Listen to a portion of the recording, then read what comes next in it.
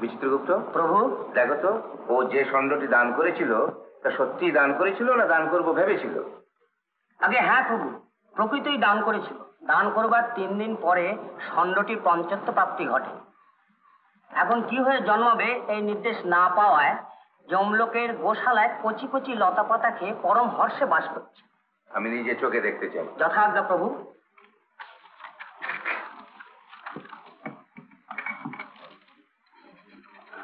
এই সংখ্যার ষণ্ঢটি আনো। তুমি কিচ্ছু ভেবো না পিসি, ষাঁড় এলেই তুমি ছাড়ান পাবে। আরে ষাঁড় ষাঁড় করছিস? কোন ষাঁড় রে? আমার ভোলা, সেই যে মধু ঠাকুরকে দিয়ে এসেছিল। ও আহ, সেটা তোর সঙ্গেই মরে গেছে রে। আচ্ছা পিসি, মাধুরীকে এখানে দেখেছো?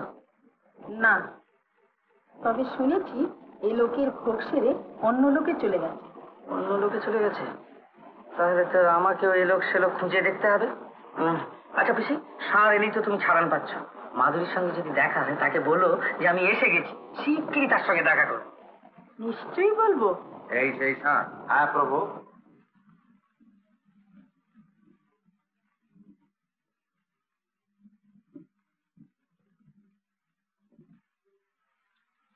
ভোলা, সুন্দর চেহারা করেছিস তো, খুব খাচ্ছিস বুঝি?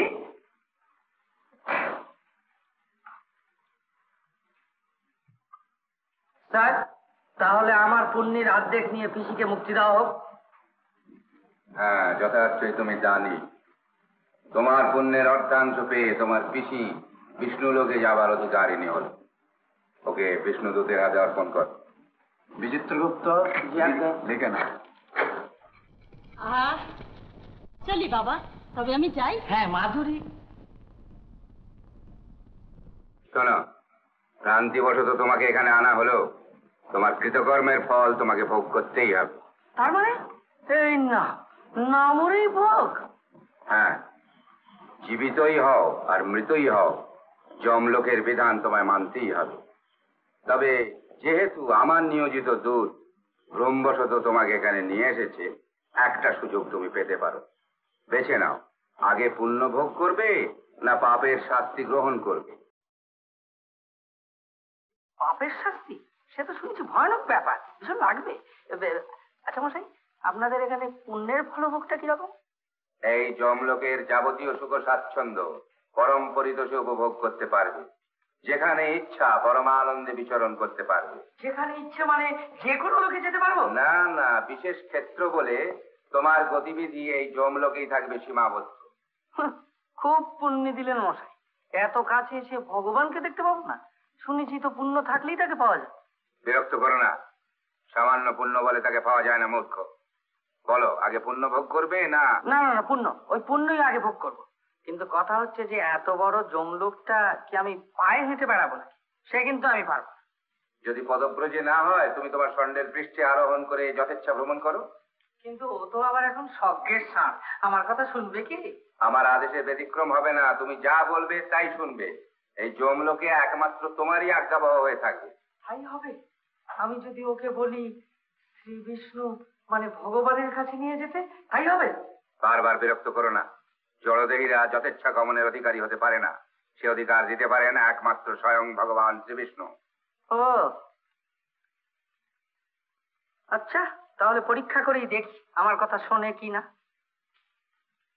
ভোলা, সত্যি যদি তুই আমার কথার বাধ্য হোস, তাহলে যতদিন না আমার পুণ্য শেষ হয় ততদিন ওই যমরাজ আর চিত্রগুপ্তকে তোর সিংহে চড়িয়ে বন বন করে ঘুরবি, বুঝলি?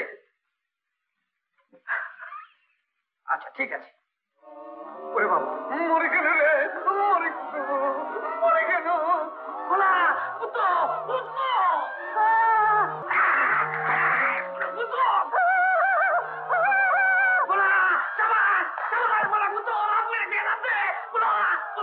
একদম জম্পুরের বাইরে নিয়ে আসবি, পাহাড়ে থাকবি, যেন ভেতরে ফিরতে না পারে।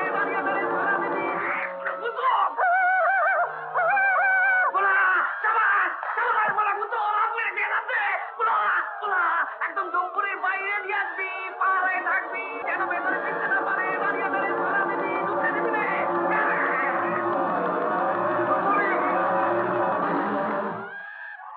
যেতে দেবে না? বিষ্ণু লোক যেন বাবার লোক, যে লোক খুশি সে লোকে যাবো, ইন্দ্রলোক যাবো, ব্রহ্মলোক যাবো, শিবলোক যাবো। সালের পিঠে চেপে বেড়াও। এখানে সালের পিঠে কেন চাপবো? যেখানে সিংহাসন চাপবো, সিংহাসনে চাপবো। এই, কে তুমি? এদিকে এসো। আসবো, এসো, এদিকে এসো। হ্যাঁ,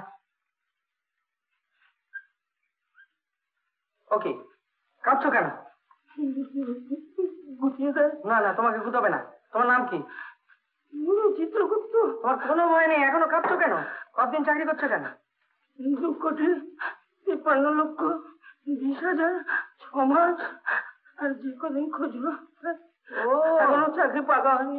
এখনো পাকনি? সব জায়গাতেই এক ব্যবস্থা। তোমার উপর তো ভীষণ অত্যাচার হয়েছে। এই বুড়ো বুঝি শুধু চাকরির মেয়াদ বাড়িয়ে নিচ্ছিল। অনেক দিনের স্বাদ মিটিয়ে নাও। যতদিন আমি এখানে পুণ্যভোগ করব ততদিন তুমি আমার প্রধান মুন্সি। এখানকার আইন কানুন সমস্ত পাল্টে সেজে দিয়ে যাও। আপনার জয় হোক। হ্যাঁ, বসো।